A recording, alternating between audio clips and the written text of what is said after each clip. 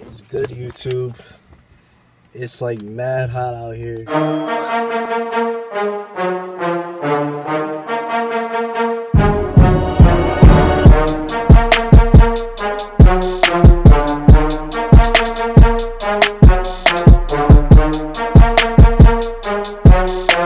Do a quick update on the facial hair. I feel like I'm definitely getting somewhere here. I try to always kind of like brush it in the motion I wanted to go. Just transitioning pressures and how there's levels to a lot of things out here. And I want to say levels not to make you feel like, for those watching, that you're obligated or you feel behind in transitioning. I know with the trans man side of things, like, we want certain changes to get here as quick as possible. I know a lot of guys, what they do is, they go against their doctor's orders and they might boost up their T and do this and that. And hey, you can do whatever you want. What I realized is you just got to be patient. I know for me with my facial hair, like, it was important to me, definitely. And I feel like eventually when I just stopped looking for it, it just started to come. This really is like the happiest I've ever been right now, like, period.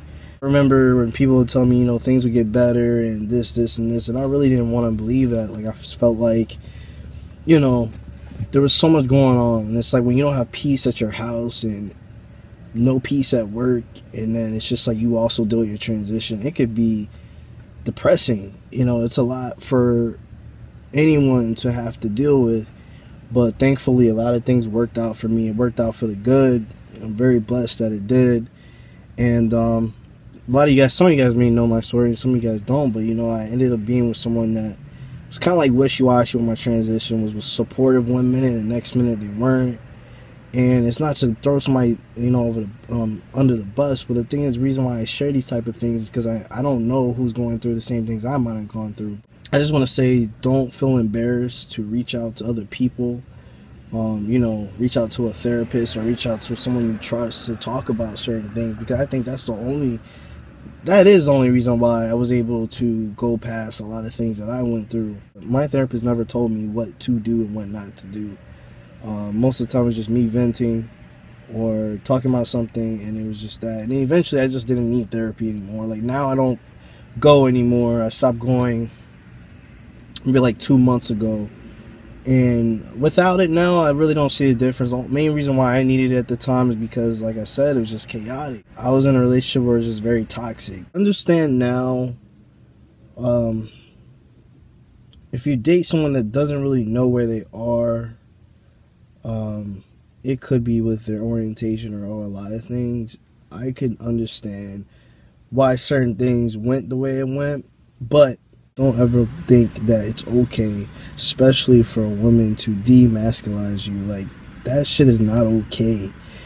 They don't have any right to tell you what you are and what you aren't supposed to do. Sometimes you got to get to that point where enough is enough. A lot of pressure for someone to even put something like that on you. It's like dealing with someone, I guess, that knew my past at the time, was just contradicting everything from the outside. But I didn't let that control me or anything like that. But it was getting pretty aggravating, and it's hard, especially as, one, being black, and two, being a male, and the fact that if you get into something escalated and the cops come or something, and if I hit her type shit, I can get my ass arrested. So it was like so many things I would be pressured into or tempted to want to do, but knew I couldn't do because my reputation, but two, also I could ruin my whole entire life.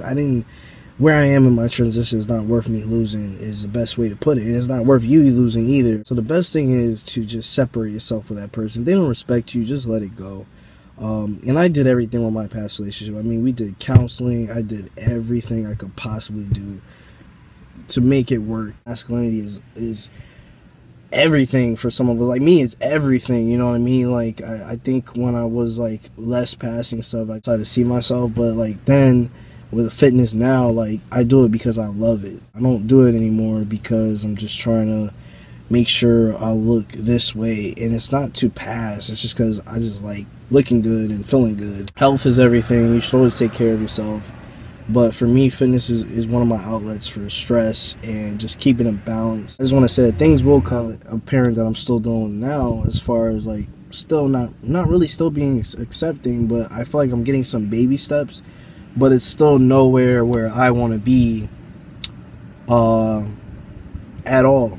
And I'm not gonna act like it doesn't bother me, but it's to the point where for me it's just like it is what it is. I'm not gonna stop living my life.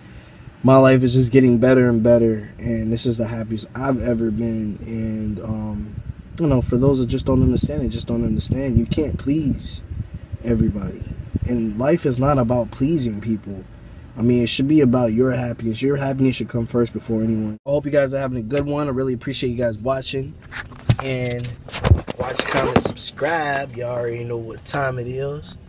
And keep doing you guys. And like I said, don't let anyone tell you who you are and what you can't be. You got to do what's best for you. And, you know, take your time and be patient. And things will work out for the good. You just got to be patient, even though it's easier said than done sometimes. But, you know, I'm here. You guys can hit me up, whatever, or hit up your friends that you're close to.